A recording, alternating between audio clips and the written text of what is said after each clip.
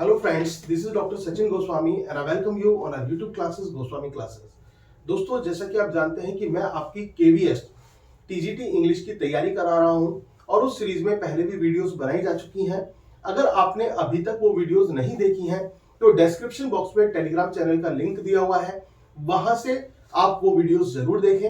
और इसके साथ साथ जो हमारी ऐप है डॉक्टर एस गोस्वामी क्लासेस, उसको प्ले स्टोर से जरूर डाउनलोड कर लें और हमारी वेबसाइट goswamiclasses.com पर विजिट करें, क्योंकि आपको इस वेबसाइट पर आपको ऐप का लिंक मिल जाएगा और ऐप पर आपको जो सफिशिएंट स्टडी मटेरियल है वो विद इन 2 days प्रोवाइड हो जाएगा दोस्तों। और कुछ मटेरियल उस पर कल भी अपलोड किया जाएगा। तो अब हम स्टार्ट करते हैं आज के हमारे टॉपिक को दोस्तों। जो आज का हमारा टॉपिक है ये है the rain on the roof. ये जो पोएम है दोस्तों the rain on the roof, ये जो पोएम है ये कॉर्ट स्किनी की लिखी हुई पोएम है और इसमें जो पोइट है वो रेन के बारे में बताता है। जो नेचर होती है, प्रकृति होती है, प्रकृति वास्तव में हमें एक सुखद अनुभूति देती है। और प्रकृति को जानना है तो आपने विलियम वर्ड्सवर्थ को पढ़ा ही होगा। विलियम वर्ड्सवर्थ की जो पूरी पोएम्स है, अधिकतर पोएम्स वो नेचर को डिस्क्राइब करती हैं और उसमें वो नेचर के बारे में कहते हैं। फॉर एग्जाम्पल एक पोएम उनकी आती है world is too much with us. उसमें वर्ड्सवर्थ क्या कहते हैं? वर्ड्सवर्थ ये कहते हैं the world is too much with us, getting and spending we lay waste our past and we see little in nature that is us. कि हम लोग क्या कर रहे हैं? हम लोग केवल कमाने में और खर्च करने में अपना जीवन व्यतीत कर देते हैं और प्रकृति के लिए हमारे पास कोई समय ही नहीं है, उस प्रकृति के लिए जो हमारी है। तो दोस्तों नेचर वास्तव में एक सुखद अनुभूति देती है, नेचर से हमें शांति मिलती है और ऐसी शांति आप कहीं और प्राप्त नहीं कर सकते जो आपको कंपनी ऑफ नेचर में मिलेगी। और वो company of nature, parts of nature क्या हो सकता है दोस्तों? ट्रीज हो सकते हैं, बर्ड्स हो सकते हैं, ग्लेशियर्स हो सकते हैं, फाउंटेन हो सकते हैं और इंक्लूडिंग रेन। और बारिश तो एक ऐसी चीज है जो कि वास्तव में जब आप बारिश देखते हैं तो आपको अच्छा लगता है। और आपने बारिश के बारे में देखा हो तो जो बॉलीवुड है या हॉलीवुड है वहां पर मूवीज में, सॉन्ग्स में भी आपने बारिश का जो रेन का अलग रोल देखा होगा। क्यों यूज किया जाता है रेन को? क्योंकि रेन जो है वो नेचर का पार्ट है and nature gives us piece. और इसके साथ साथ जो मौसम की कुछ ऐसे पहलू होते हैं, ऐसे पल होते हैं जो हमें कुछ यादें ताजा करने में सहायक होते हैं। और ऐसे ही यहाँ पर रेन है जो पॉइंट को लेकर चली जाती है, कहां? उनकी पास्ट की मेमोरीज की तरफ उनको लेकर चली जाती है। एंड वो किसके बारे में याद करते हैं? वो याद करते हैं अपनी मदर के बारे में और किस प्रकार से उनकी जो मदर थी वो उनको कोऑपरेट किया करती थी और कितना वो प्यार किया करती थी, तो उसके बारे में वो याद करते हैं। तो दोस्तों देर ना करते हुए स्टार्ट करते हैं इनकी लाइन्स। अब इसमें आप देख सकते हैं when the humid shadow hover, when the humid shadow hover. अब इसमें ये क्वेश्चन पूछ लिया जाता है एग्जाम में, जो मैंने अभी बताया आपसे।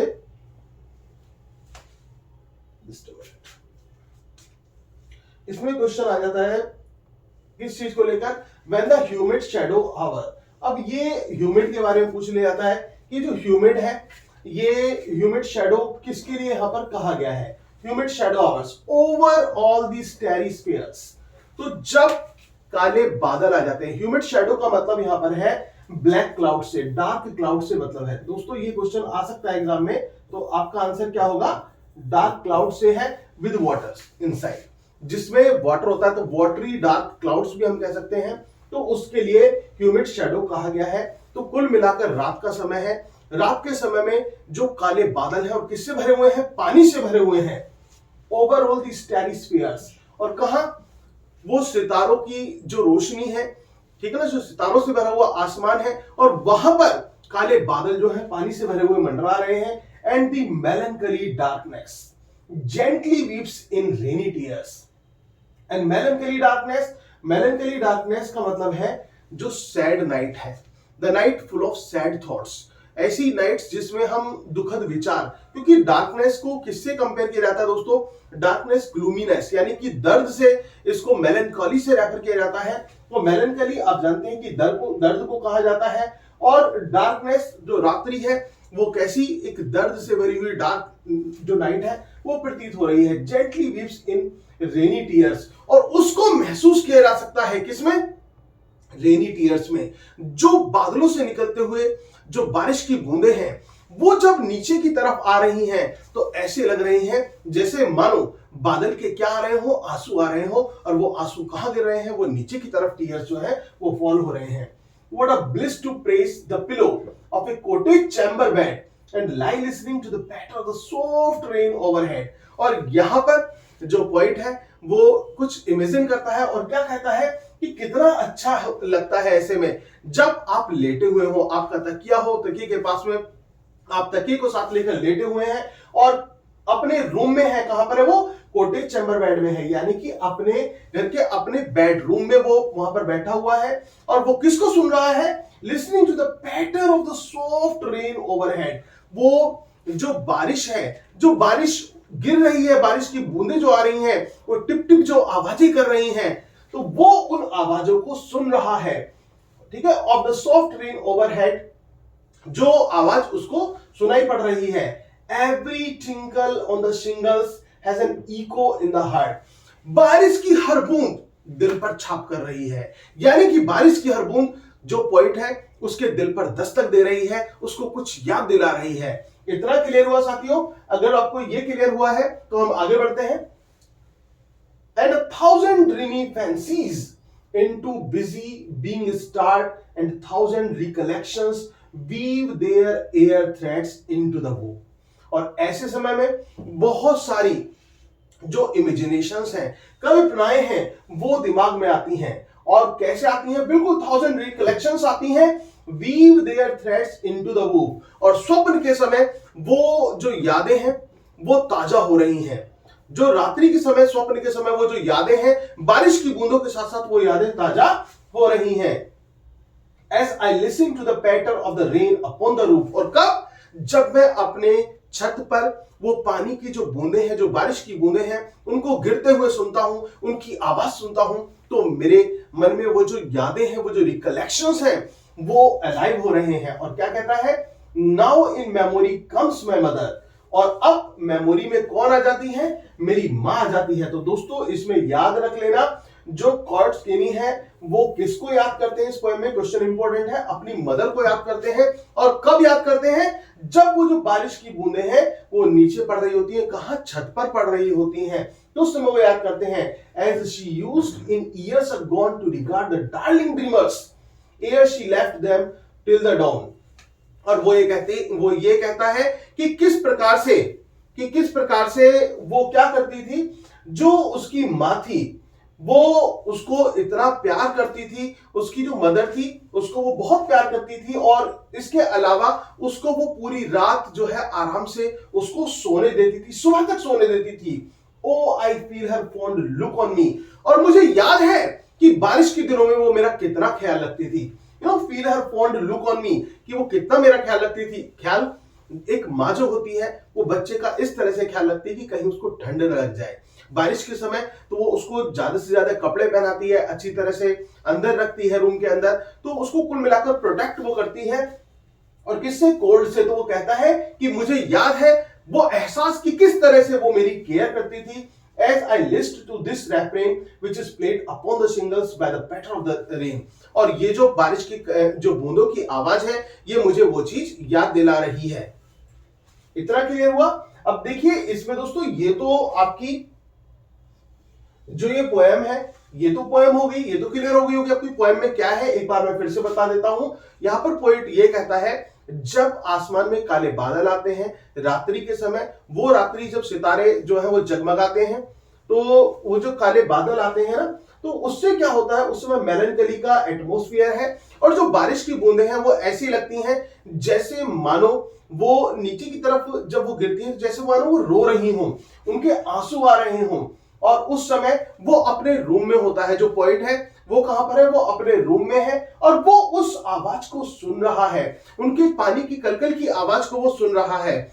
और उस समय उसके हृदय में जो कुछ इमेजिनेशंस आती हैं, कल्पनाएं आती हैं, और उस समय उन कल्पनाओं को वो बुनता है और उस समय उसको याद आती है किसकी, अपनी माँ की याद आती है, और वो अपनी माँ के बारे में कहता है कि वो किस प्रकार से उसको सपोर्ट करती थी, कितना प्यार करती थी, और यहां तक कि वो उसको आराम से सोने देती थी, और वो उसको इस तरह से उसकी इतनी देखभाल करती थी ऐसे मौसम में कि कहीं उसको ठंड ना लग जाए, कोई परेशानी ना हो जाए, तो इस प्रकार से वो उसका ध्यान रखा करती थी। और आज वो जो बारिश की बूंदे हैं, उस समय मैं उस मोमेंट को याद कर रहा हूं और मैं फील कर रहा हूं अपनी माँ को, तो मुझे ऐसा लग रहा है कि जैसे कि she is still with me. तो ये बात वो ये कहां पर कहना चाहता है। इतना क्लियर हुआ। अब इसमें दोस्तों लिटरेरी डिवाइसेस की तरफ हम चलते हैं, जो फिगर्स ऑफ स्पीच है। एलिट्रेशन की बात करते हैं। एलिट्रेशन आपको पता है कि एलिट्रेशन कौन सा फिगर ऑफ स्पीच होता है। Alliteration is a kind of figure of speech in which the consonant sound is repeated consecutively। तो यहां पर क्या होता है कि जो कॉन्सोनेंट साउंड है वो टू मोर देन 2 लेटर्स में वो रिपीट होती है, जो कॉन्सोनेंट साउंड होती है, तो दैट इज कॉल्ड एलिट्रेशन। अब यहां पर आप देखिए ह्यूमिड हावर, तो एच साउंड यहां पर रिपीट की गई है। स्टारी स्पेयर्स, यहां पर एस साउंड आती है। प्रेस पिलो, पी साउंड है, और लाई लिसनिंग, एल। तो ये सभी क्या है, ये है एलिट्रेशन के example, example of alliteration. Busy bee, इसमें बी। देयर थ्रेड, इसमें टी एच, और रेन रूफ, इसमें आर। तो these are the examples of alliteration. I hope कि क्लियर हुआ होगा। इसके बाद दोस्तों onomatopoeia. Onomatopoeia, the sound denoted words जो होते हैं वो ओनोमोटोपोइया होते हैं, यानी कि ध्वनि सूचक अलंकार। जहां पर ध्वनि आए, ये क्लैप किया, इसकी आवाज आपको आई, तो this is the example of onomatopoeia. Snake hisses, this is the example of onomatopoeia. Dog barks, this is the example of onomatopoeia. तो कुल मिलाकर जहां पर एक आवाज आए, ध्वनि आए, ऐसे ही यहां पर आप देखिए टिंकल पैटर। ये टिंकल और पैटर क्या है, ये sound made by rain drops. तो this is the best example of onomatopoeia. Personification, जहां पर लाइफलेस ऑब्जेक्ट्स में ह्यूमन बीइंग के गुण को दर्शाया जाए, दैट इज कॉल्ड पर्सोनिफिकेशन। और यहां पर आप देखिए personification, the मेलनकली darkness gently weep in rainy tears. जो मेलनकली डार्कनेस है वो क्या कर रही है, वो रो रही है। अब डार्कनेस क्या रोते हुए देखी आपने, नहीं तो रोते हुए देखी, लेकिन वो वीप कर रही है। मेलनकली डार्कनेस किस फॉर्म में वीप कर रही है, बारिश की बूंदों के रूप में वो रो रही है। तो कुल मिलाकर ये क्या है, this is the example of personification. ये पर्सोनिफिकेशन का एग्जांपल है। ये क्लियर हुआ, आगे बढ़ते हैं।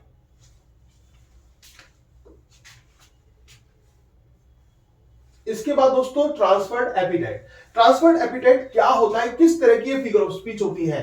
दोस्तों एक ऐसी फिगर ऑफ स्पीच होती है जिसमें यूज किया जाता है एडजेक्टिव का एक नाउन के साथ, और जो किसी दूसरी नाउन को रेफर करता हो। तो कुल मिलाकर चीजों का ट्रांसफर होना है एक तरह से। ट्रांसफर एपिटाइट से, ट्रांसफर से ही आप समझ लीजिए ट्रांसफर है यहां पर। और किस तरह से है, इन मेलनकली डार्कनेस। अब मेलनकली डार्कनेस की अगर जो हम बात करें, यहां पर ये मेलनकली डार्कनेस हमने लिया। इस मेलनकली डार्कनेस की अगर जो हम बात करते हैं, तो यहां पर डार्कनेस ये जो है melancholy, but it refers to sad people. किसके लिए रेफर किया गया है, सैड पीपल। मेलनकली डार्कनेस यहां पर सैड पीपल के लिए रेफर किया गया है। मैंने आपको बताया था ना कि दुख भरा एक मैसेज है, उसके साथ एक दुख भरा संदेश है, और वो ऐसा लगता है जैसे दुख भरा एक एटमॉस्फेयर वहां पर क्रिएट हो गया हो। तो in melancholy darkness, the darkness is not melancholy. जो डार्कनेस है वो मेलनकली नहीं है, but it refers to the sad people. ये किसके लिए कहा गया है, सैड पीपल के लिए कहा गया है। तो that's why it is the example of transferred epithet. Is that clear? Now come to the main points of the poem. अब मेन पॉइंट्स की तरफ हम आते हैं। सबसे पहला पॉइंट देखिए, Coates Kinney was born on 24 November 1826।